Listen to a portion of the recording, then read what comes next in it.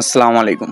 জানার জন্য আপনাকে স্বাগত। আপনি কি জানেন এই মুহূর্তে বাংলাদেশের ট্রেডিং জগতে চলছে এক অদ্ভুত অস্থিরতা। শেয়ার বাজারে ভরসা নেই, ফরেক্সে নিষেধাজ্ঞা, ক্রিপ্টো এরকম চলছে গোপনে, আর বৈদেশিক বাণিজ্যে চলছে এক অজানা টানাপোড়েন। আসুন আজ আমরা জানি বাংলাদেশের ট্রেডিং সেক্টরের গোপন কিছু বাস্তবতা। ঢাকা স্টক এক্সচেঞ্জ বা ডিএসই যেখানে একসময় বিনিয়োগকারীদের ভিড় লেগে থাকতো, এখন সেখানে কেবল হতাশার ছায়া। কোম্পানিগুলোতে অনিয়ম, প্রাইস ম্যানিপুলেশন আর লভ্যাংশ না দেওয়ার প্রতারণায় বিনিয়োগকারীরা মুখ ফিরিয়ে নিচ্ছেন। অনেকেই বলেন এই বাজারে এখন কিছু গ্রুপের নিয়ন্ত্রণে, যেখানে সাধারণ মানুষ কেবল ক্ষতিগ্রস্তই হয়। বাংলাদেশে ফরেক্স ট্রেডিং আইনত নিষিদ্ধ। বাংলাদেশ ব্যাংক স্পষ্টভাবে বলেছে বিদেশি ব্রোকারে টাকা পাঠানো অবৈধ। তবুও হাজার হাজার তরুণ গোপনে করছে forex trade. VPN, crypto payment, hundi সব ব্যবহৃত হচ্ছে টাকা পাঠাতে। কিন্তু এখানে ঝুঁকি অনেক বেশি। বেশিরভাগই নিজের পুঁজি হারিয়ে দিচ্ছে ডেমো লাভের মুখে। ক্রিপ্টোকারেন্সি বাংলাদেশে সম্পূর্ণভাবে নিষিদ্ধ। তবুও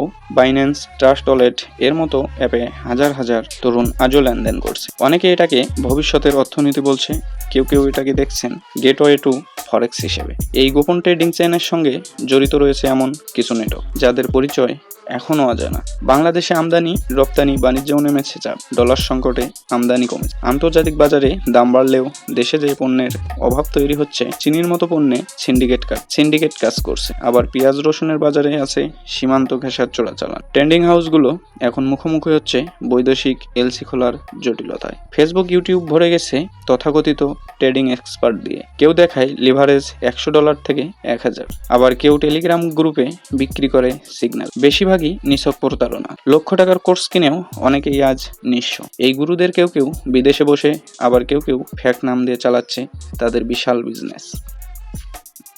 বাংলাদেশের ট্রেডিং জগৎ এখন এক রহস্যময় ছায়া জগৎ, যেখানে সত্য মিথ্যা গুলিয়ে গেছে। এখানে কেউ রাতারাতি ধনী হচ্ছে, কেউ হচ্ছে নিঃস্ব। কিন্তু নিয়ন্ত্রণের অভাবে তৈরি হচ্ছে অর্থনীতিতে এক ভয়ানক ফাঁক। আমরা সচেতন না হলে এই ছায়া ট্রেডিং গিলে ফেলবে আসল অর্থনীতি। আপনি যদি এমন তথ্যভিত্তিক ও অজানা গল্প জানতে আগ্রহী হয়ে থাকেন, তাহলে অবশ্যই সাবস্ক্রাইব করুন জানার জন্য টুনো চ্যানেলটিকে। পরবর্তী পর্বে আমরা জানবো বাংলাদেশে হুন্ডি ও ডলার পাচারের অজানা নেটওয়ার্ক নিয়ে। ততক্ষণ পর্যন্ত ভালো থাকুন, সুস্থ থাকুন।